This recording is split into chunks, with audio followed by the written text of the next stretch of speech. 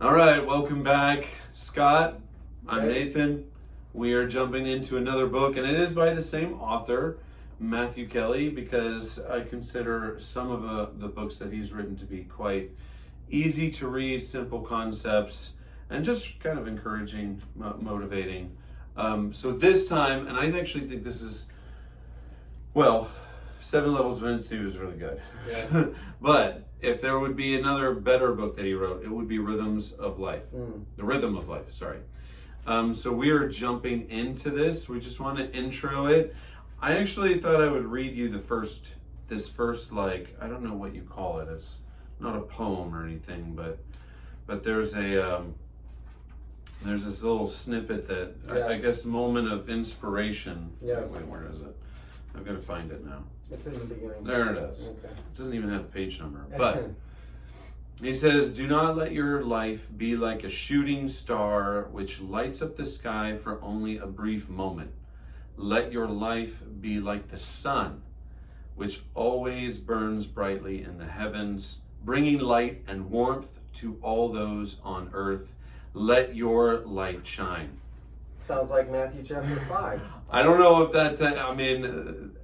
if that doesn't tell you he's a Christian, I don't know what will. Okay, but he is wanting people to live to be the best version of themselves, and he wants people to shine brightly. And so he wrote this book to try and help encourage people how to get to that. Yes. Okay, so it's mostly about habits and obviously rhythms, which I use that word a lot with people. To me, it's a better word, I think, actually, because as a kind of a musician, it just there's something natural to it when you think the ups and downs of rhythms. Sometimes it's faster, sometimes it's slower, sometimes there's pauses and pickups again, so that's how I think about the rhythms anyway. Excellent. And I would like to note that almost every other book I've listened to, Nathan gave me this one. So thank you, Nathan. There you go. I have the We book. we both have it this time, so we can throw the book at you. Nice. That's awesome. Part 1, what do you want from life? Okay, so we just want to jump into the first few pages of this to introduce the book to you. But what's the opening line? Everything is a choice. Everything is a choice. It does kind of, it's such a powerful statement. It kind of makes you think about it for a second. Like, is that really true? I read this and then I quoted it to somebody within the hour this morning. And they, not having read this, they said, "Really? Is everything a choice?" And it's a question worth discussing. It is. But I think the main point is we chose this book. Yes. We're choosing to have a conversation. Yes. And again, I mean, he goes into it right away, and he says it reminds us that we do have the power to make decisions. That's really what he's saying. He's saying we need to start making a decision to be the best version of ourselves. In fact, he says not the second-rate version of ourselves. Like that. But we do have the power to transform our future, basically designing what today's look like so that we can design what tomorrow will end up being. And he says, you choose, because then he says, like, love is a choice, anger is a choice, fear is a choice, right? Yep. So he says this in strong language. He says it is a hard lesson because it causes us to realize that we have chosen the life we are living right now. Yeah. So it makes me think, wow, we really have. Life is, of course, it's a series of choices that we are making. It is easy to think I am a victim, and that's what he's trying to kind of defend against. Yes. That I'm a victim of choices that others have made for me. Yeah, it kind of makes me think of actually Romans 5, I think in the beginning. It's talking about like being reconciled to God, our faith, we're justified. And then it talks about being one with him. And I kind of look at it as, look, the Old Testament was really kind of like a victim mentality where, we have this thing called sin that we struggle with and fight with. And then the New Testament turns around and says, okay, now you're free, Mm. right? Now, and he doesn't come right out and say it, but the Holy Spirit gives us the power to now live as ourselves, to be free, which means that what comes with choice, though, is responsibility, doesn't it? Yeah, that's right. Think of the implication of this as it relates to many of our conversations here, to addiction Yeah. and recovery. Am I simply a victim of whatever causes me? Let's choose the obvious one. The bottle, the pill, the phone, the magazine, whatever. Am I a victim of that and I have no power over it? Or do I have the ability to make a choice? Yeah. I think that's one of the hardest parts. I don't know, is it in the denial lesson where it talks about ownership, where you do have to take ownership of your life and say, okay, Yeah. instead of just saying I'm an addict, if you have the power to choice, that means that you're now held to account, right? It's your job to move towards recovery. Yeah, and that lesson you're referring to in the beginning of our Celebrate Recovery curriculum is actually about, it's called denial, but it's coming out of denial. Right. Recognizing that I have to own this, that I'm powerless over it, and that I could make a decision to move in another direction. Yeah. Okay.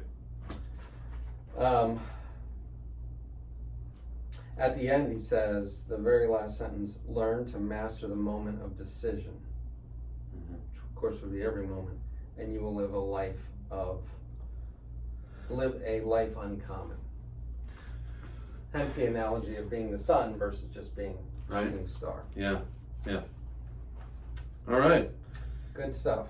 So these are not really, they're not numbered chapters. They're like little segments. They're kind of like Proverbs, actually, where it kind of goes from one little section to the next. So this is the second section. Do you really know what you want? Yeah. And I like that he starts off with a story when he was talking to high school students at Cape May, New Jersey, not far from us. And what did he say? There were 80 some high school students there. I think they were just about to graduate. And he asked them the question, what do you want from life? So 80 some students, he was able to get, I believe, 7 of them to respond. And the answers were things like, well, I want to be rich. I want to marry an attractive woman.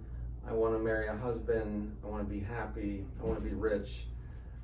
But his whole point was, other than one person, is this the same story, the person that wanted to be the president of the United States? Other than one person that wanted to be the president of the United States, nobody had a well thought through answer. And he's trying to communicate that many times we really don't know what we want in life. And he asks this question to people on a regular basis. What do we want out of life? But many of us are really, and I'm guilty of this, we have a survivor's mentality. We do. We're just trying to get through. But if we have a choice and we believe we're created for a purpose, we should be able to answer the question, what do you want out of life, with more intentionality? True. And so what do? We hear what other people want, and so we think that we want the same thing. Or we're just told what our desires are, like the TV. Yes. Right? Or commercials. That's right. You really want this, right? And we hear that so often. I think it drowns out our own voice of what are we really hoping for. I mean, things like, I really want to be at peace. I mean, how many people today just don't want as much stress in their life as they have, or maybe just not as busy.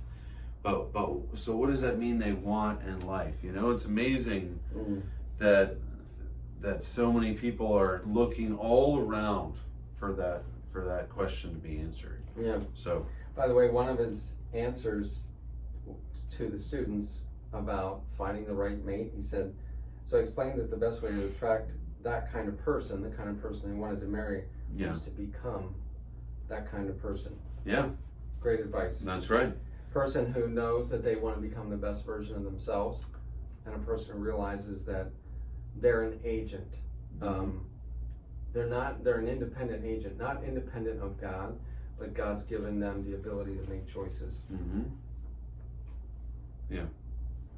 So, he talks about some excuses as well. Yes. Some will say, I'm too old, or I'm too young. I don't have, and then ... fill in the blank. right. I am not ... fill in the blank. And again, though, that is a choice that we have made to say, well, some of it's not, like I don't think I'd be allowed on a submarine because of my height, right? So I can't, but that's not always how our desires come about anyway. So even what we truly desire, we do limit ourselves, and we place those limitations sometimes gladly upon ourselves. But we'll get into that another chapter. Yeah, there's a lot of crossover here with when we read The Purpose-Driven Life. Yes.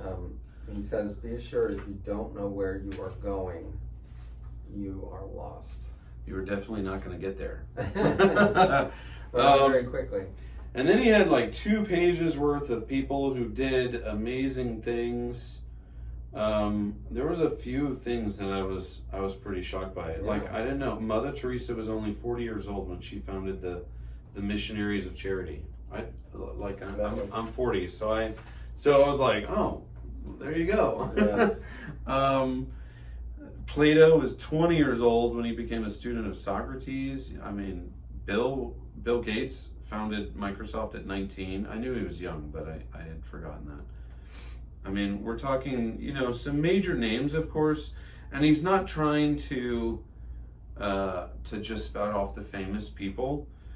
He's trying to, and he lists older people like Nelson Mandela. Yeah. In fact, one of the greatest leaders, I think, in the modern era. He passed away just a few years ago, but he was 71 when he became, when he was released from prison, and then 4 years later elected as president.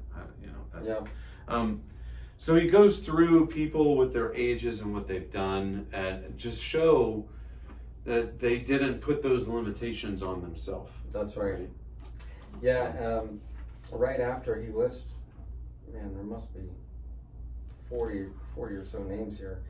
He says, you cannot change one moment of your past, but you can change your whole future. Now is your time. Which, of course, reminds me of something we read every meeting at Celebrate Recovery, and is read at all kinds of recovery groups, which is the Serenity Prayer. All right.